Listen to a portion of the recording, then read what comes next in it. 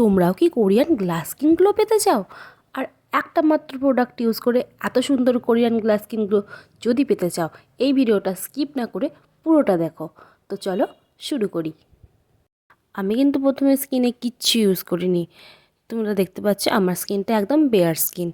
এরপর আমি তোমাদেরকে বলবো আমি কোন জিনিসটা ইউজ করি। এটা হলো মিনিমালিস্টের ভিটামিন সি সিরাম। এটা তোমরা নাইকা, ফ্লিপকার্ট যে কোনো ওয়েবসাইট থেকে পেয়ে যাবে।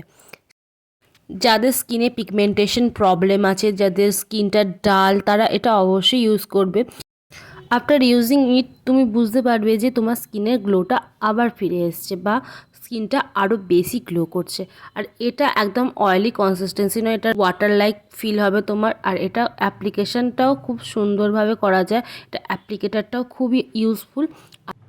আর খুবই হালকা হাতে এটা ভালোভাবে ব্লেন্ড করে নিতে হবে স্কিনে, তারপর দেখবে এটা আস্তে আস্তে অ্যাবসর্ব হয়ে যাচ্ছে স্কিনেতে। আর দেখতেই পাচ্ছ কীরকম স্কিনটা গ্লো করছে।